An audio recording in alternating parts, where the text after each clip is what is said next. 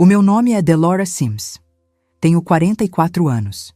Nasci no interior do Tennessee, numa cidadezinha chamada Harlan Creek, onde o vento dobra os galhos das árvores no inverno e as pessoas ainda deixam a porta de casa sem tranca. Sou filha de um carpinteiro e de uma mulher que lavava roupas de vizinhos para pagar as contas. Crescemos sem muito, mas crescemos com fé. Era o que havia em abundância naquela casa. Aos 11 anos, num dia comum de setembro, acordei com uma dor de cabeça que parecia querer partir minha cabeça ao meio. Minha mãe pensou que era enxaqueca, meu pai pensou que era o sol. 3 dias depois, eu estava num hospital em Nashville e os médicos estavam explicando para os meus pais, em voz baixa, o que significava glaucoma avançado bilateral. Não entendi as palavras. Entendi o silêncio que veio depois. E entendi o choro contido da minha mãe no corredor quando ela pensava que eu não ouvia. Perdi a visão completamente em 42 dias. Lembro do último pôr do sol que enxerguei. Era laranja com listras de roxo acima das colinas. Não sabia que seria o último, então não prestei atenção suficiente. Essa é uma das coisas que ainda me dói quando penso.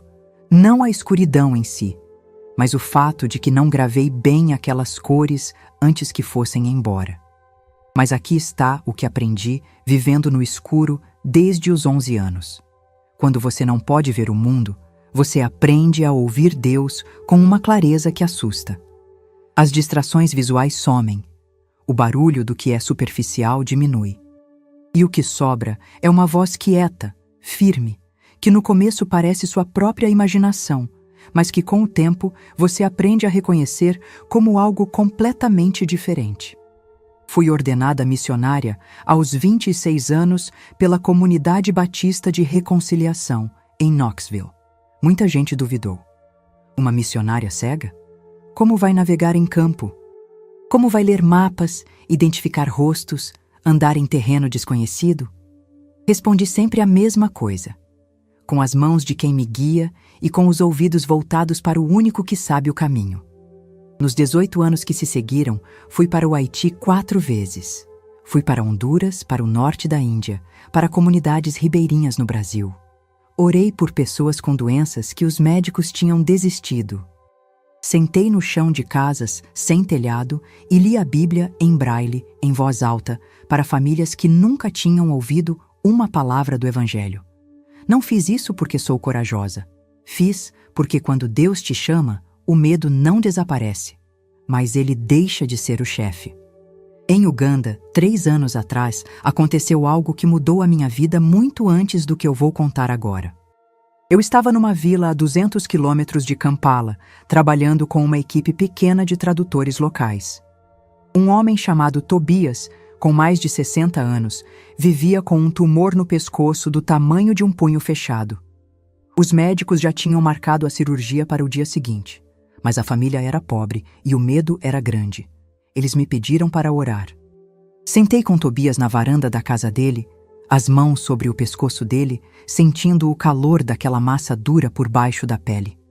Orei durante 40 minutos. Não foi uma oração bonita. Não foi performática. Foi uma conversa honesta com Deus, do tipo que começa com "Eu sei que tu podes" e termina com "Mas a tua vontade seja feita". No dia seguinte, os médicos abriram o pescoço de Tobias para remover o tumor. Não havia tumor. O cirurgião saiu da sala de operação e ficou parado na porta por um longo tempo, sem saber o que dizer para a família que esperava do lado de fora. Depois me ligaram pelo celular da minha tradutora. O médico só disse uma coisa: "Não existe explicação para isso nos livros." Eu agradeci a Deus em silêncio e continuei o trabalho. Não porque seja insensível, mas porque aprendi que os milagres de Deus não precisam de testemunha humana para serem reais. Agora, escreva nos comentários a palavra Amém se você acredita que Deus ainda faz milagres hoje. Esse simples ato declara a sua fé e pode tocar a vida de alguém que está lendo agora mesmo. No mês de março deste ano, fui convidada para um congresso internacional de missões realizado em Atlanta, no estado da Geórgia. Era um evento grande, organizado por uma coalizão de igrejas evangélicas, com presença em mais de 30 países. O motivo do convite era uma homenagem. A organização tinha decidido reconhecer publicamente o trabalho de missionários que atuaram em zonas de risco ao longo da última década, e meu nome estava na lista. Eu não gostei muito da ideia. Não sou de palco. Nunca fui. A missão me ensinou que o anonimato protege e que o reconhecimento público, quando vem cedo demais ou pela razão errada, pode corromper o coração de formas que a gente só percebe depois. Mas aceitei o convite porque a organização era séria e porque havia outros missionários sendo homenageados, pessoas que tinham sofrido perdas reais em campo e que mereciam que o mundo soubesse seus nomes. O congresso durou 3 dias. No segundo dia, durante um jantar de gala, comecei a sentir uma dor de cabeça que foi crescendo devagar, como água subindo numa panela. Comentei com minha assistente, uma jovem chamada Priscila que me acompanha em viagens desde 2018. Ela me trouxe um comprimido. Disse que era para dor de cabeça comum, que havia pegado na bolsa de outra pessoa que havia oferecido. Tomei sem perguntar o nome do remédio. Esse foi o erro. Tenho alergia grave a uma classe de anti-inflamatórios não esteroidais, uma alergia documentada, identificada há anos, anotada em todos os meus prontuários médicos. Em 20 minutos, minha garganta começou a fechar. Em 30, eu estava no chão. Priscila me contou depois que gritou por ajuda durante o que pareceram horas, mas que na verdade foram segundos.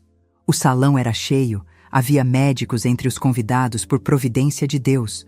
Uma cardiologista chamada Ruth Ann Vogel foi a primeira a chegar até mim. Ela não perdeu tempo. Meu coração parou por 8 minutos. 8 minutos. Nesse intervalo, enquanto Ruth Ann e outros tentavam me trazer de volta, eu estava em outro lugar. E o que vi nesse outro lugar é o motivo pelo qual estou aqui hoje, contando essa história para você. Eu esperava luz.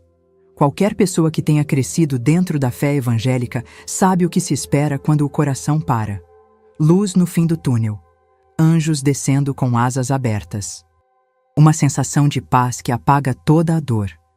Paz e claridade e o rosto de alguém amado acenando do outro lado. Não foi isso. O que veio primeiro foi silêncio. Não o silêncio tranquilo de uma manhã de domingo, mas um silêncio pesado, denso, do tipo que pressiona os ouvidos como água funda. Eu estava em algum lugar. Isso eu sabia, porque havia chão sob os meus pés e havia ar, se é que se podia chamar aquilo de ar. Mas era diferente de tudo que eu já havia sentido em 44 anos de vida. E então percebi algo que me deixou completamente imóvel. Eu podia ver, não da forma borrada e imprecisa que às vezes aparece em sonhos, onde as coisas têm forma, mas não têm definição. Eu via com uma nitidez que nunca tive nem nos 11 anos em que meus olhos funcionavam. Via cada detalhe do lugar onde estava, como se minha visão tivesse sido criada especificamente para enxergar aquela escuridão. E era escuridão, sim. Mas uma escuridão com textura, com profundidade, com camadas. Como se a ausência de luz fosse, ela mesma, uma presença viva. O chão era de terra seca, rachada, com fissuras que desciam para uma profundidade que eu não conseguia calcular. O ar cheirava a algo que não consigo descrever com precisão, talvez enxofre, talvez cinza úmida, talvez o cheiro específico de algo que foi destruído e não pode ser reconstruído. Cada respiração ardia levemente, como engolir fumaça sem o fogo. Caminhei alguns passos sem saber porquê.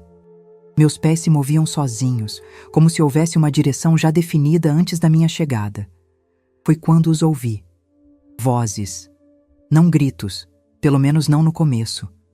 Vozes que gemiam com uma baixeza constante, como um instrumento que toca a mesma nota para sempre sem parar para respirar.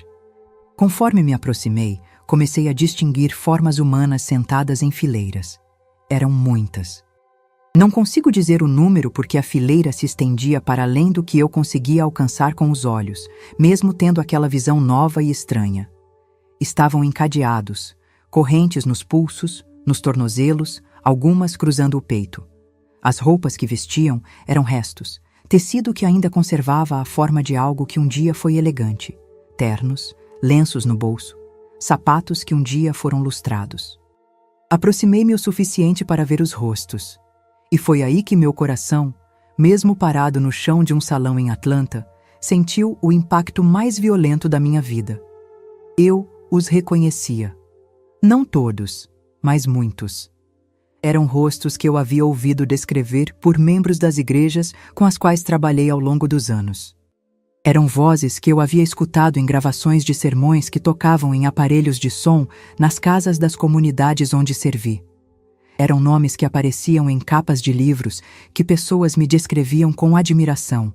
Aquele pastor que fala tão bonito, aquele líder que encheu o estádio, aquele pregador que tem um ministério em tantos países. Líderes, pastores. Homens que haviam sido aplaudidos por milhões. Estavam aqui. Um deles levantou a cabeça na minha direção. Seus olhos não tinham esperança, mas havia neles algo que funcionava como reconhecimento, como se ele soubesse que eu podia ver e que eu precisava ver. Quando abriu a boca, o som que saiu era diferente dos gemidos dos outros. Era articulado, era uma confissão. "Vendemos graça barata?", ele disse, e a voz dele ecoou por aquele espaço como uma pedra jogada num poço sem fundo. Dissemos que fé era prosperidade, que orar certo trazia dinheiro, que Deus queria que eles fossem ricos. E eles nos seguiram porque queríamos ser seguidos. Porque o aplauso alimentava algo dentro da gente que a oração já não alimentava mais. Outro, logo atrás dele, completou sem ser perguntado, como se já estivesse esperando a oportunidade de falar para alguém que pudesse ouvir de verdade.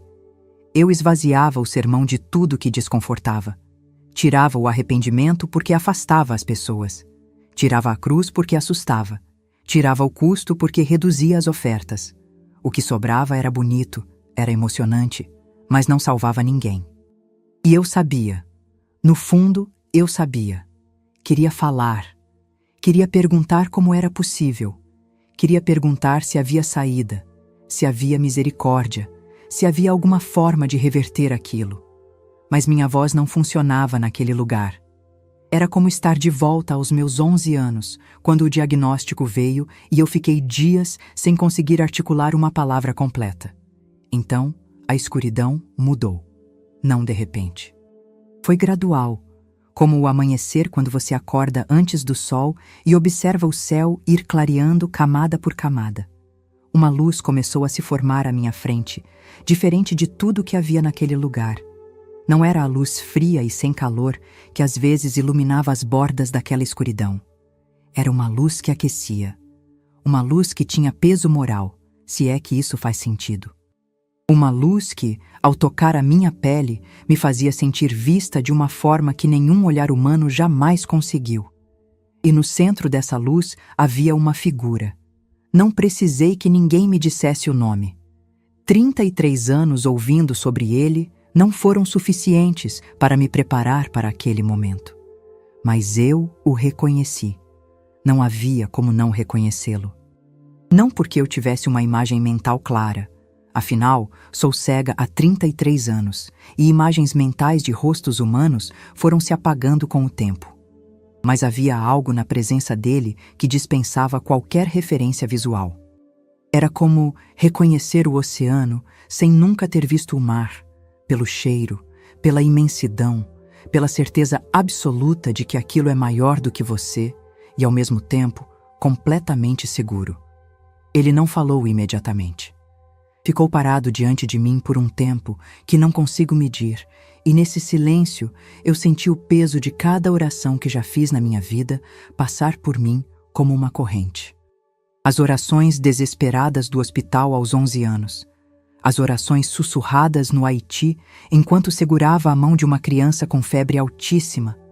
A oração sobre o pescoço de Tobias em Uganda.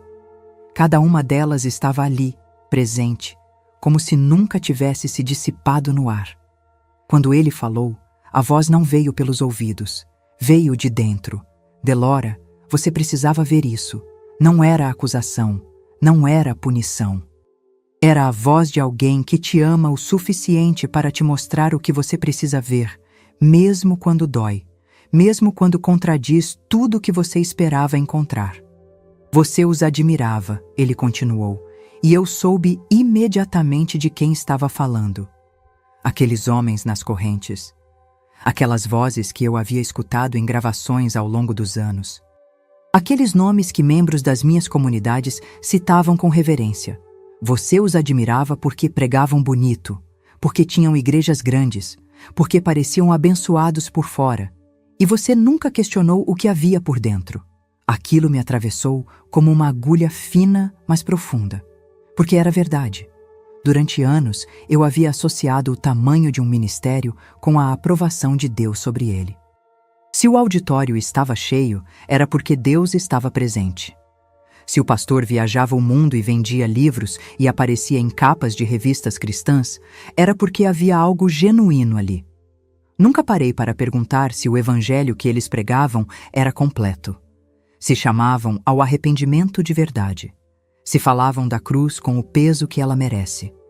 Se preparavam as pessoas para a eternidade ou apenas para a semana seguinte. O evangelho que, esvaziado de arrependimento, ele disse: não é evangelho, é anestesia. Adormece as pessoas no caminho errado com um sorriso no rosto. Fiquei de joelhos. Não sei quando isso aconteceu, mas de repente estava de joelhos naquela terra rachada, chorando de uma forma que nunca chorei em vida. Não era culpa paralisante. Era o tipo de choro que limpa, que abre, que prepara espaço para algo novo entrar. Você vai voltar, ele disse. E vai voltar com uma missão diferente da que você tinha. Não mais só ir aos lugares esquecidos do mundo. Agora você vai aos lugares que acham que já chegaram. Às igrejas que já se consideram prontas. Aos pastores que já pararam de fazer perguntas difíceis para si mesmos. Vai falar do que viu. Vai falar do perigo de um evangelho decorado mas vazio. Vai trazer as pessoas de volta ao simples, ao genuíno, à graça que custa, ao arrependimento que transforma. E então a luz começou a recuar. E o chão sob meus joelhos mudou de textura. E o cheiro de cinza e enxofre foi sendo substituído pelo cheiro de carpete sintético e desinfetante hospitalar. Abri os olhos dentro de uma sala de emergência em Atlanta. Ruth Ann Vogel estava me olhando com uma expressão que eu imagino que os médicos reservam para os momentos em que a ciência não tem explicação suficiente. Priscila estava no canto da sala com as mãos unidas na frente da boca, os olhos vermelhos de tanto chorar. Eu precisei de quase 1 minuto para lembrar como se formam palavras com a boca. A primeira coisa que pedi foi para falar com a esposa do pastor que organizava o congresso. O pastor se chamava Gerald Whitmore, um homem respeitado em 23 denominações diferentes, fundador da coalizão que havia me convidado para a homenagem. Sua esposa, uma mulher chamada Constance, chegou ao hospital em menos de 20 minutos. Contei tudo para Constance. Cada detalhe, os rostos que reconheci, as correntes, as palavras que ouvi daqueles homens confessando o que haviam feito com o Evangelho. E o que Jesus me disse sobre voltar com uma missão nova. Constance me ouviu em silêncio absoluto. Quando terminei, ela ficou parada por um longo tempo, olhando para as mãos no próprio colo. Depois disse que precisava ir buscar o marido. Mas Gerald Whitmore não veio naquele dia, nem no seguinte. O que veio foram instruções discretas, transmitidas por Priscila, de que eu tinha condições médicas estáveis para viajar e que a organização havia providenciado minha passagem de volta para Knoxville assim que os médicos liberassem a alta. Fui mandada embora em silêncio. 2 semanas depois, estava em casa, sem convites, sem ligações de igrejas, sem pedidos de intercessão, sem nada. O telefone que antes tocava com frequência ficou quieto como nunca havia ficado em 18 anos de ministério ativo. Priscila me visitava às terças e quintas. O resto do tempo era eu, meu apartamento pequeno em Knoxville, minha Bíblia em Braille e o peso de uma missão que eu não sabia como começar sozinha. Foi num sábado à tarde, 18 dias após a minha alta, que o telefone tocou. Era Gerald Whitmore. A voz dele estava diferente. Não era a voz segura e bem articulada de um homem acostumado a conduzir conferências. Era a voz de um marido preocupado que não entende o que está acontecendo dentro de casa. "Delora", ele disse, "minha esposa não para de chorar. Já faz 2 semanas. Ela não me explica o motivo. Só me disse que você falou alguma coisa no hospital. Preciso saber o que foi. Contei tudo novamente, palavra por palavra. E dessa vez, do outro lado da linha, ouvi um homem que não interrompeu uma única vez. Quando terminei, Gerald ficou em silêncio por tanto tempo que pensei que a ligação havia caído. Então ele disse: "Quando você pode vir a Atlanta?" O novo congresso aconteceu 6 semanas depois. Gerald convocou pastores de várias denominações, muitos deles nomes conhecidos no circuito evangélico americano. Homens que enchiam auditórios e lançavam livros e tinham equipes de comunicação gerenciando suas imagens nas redes sociais. No primeiro dia, o salão estava lotado. Eu subi ao púlpito sem ver os rostos da plateia, mas sentindo o peso deles. Contei o que vivi, sem dramatismo, sem artifício, do jeito simples que aprendi a falar durante anos em aldeias onde ninguém tinha paciência para rodeios. No segundo dia, havia 3 pastores na sala. Os outros haviam saído. Alguns educadamente, outros não tanto. Ouvi depois que um deles disse nos corredores que eu era uma mulher perturbada, que havia confundido os efeitos de uma reação alérgica com revelação divina. Mas os 3 que ficaram de verdade. A igreja de Gerald Whitmore perdeu quase metade dos membros nos meses que se seguiram, quando ele mudou a pregação. As finanças apertaram. A equipe de produção foi reduzida. O auditório moderno deu lugar a um espaço menor e mais simples. Constance me ligou numa noite e disse, com uma voz que misturava cansaço e algo que só posso descrever como leveza, que pela primeira vez em anos, ela e Gerald haviam orado juntos sem que nenhum dos dois estivesse ensaiando o que dizer. Sigo em missão, não mais apenas nos lugares esquecidos, mas nos lugares que esqueceram que podem estar perdidos. Entro em igrejas grandes e igrejas pequenas com a mesma mensagem simples. O evangelho que salva é o que incomoda antes de libertar. A graça verdadeira não é barata. O arrependimento não é opcional. E Deus não precisa de palco, precisa de corações honestos. Sou cega desde os 11 anos, mas nunca enxerguei tão claramente quanto nos 8 minutos em que meu coração ficou parado. E o que vi, não posso guardar para mim.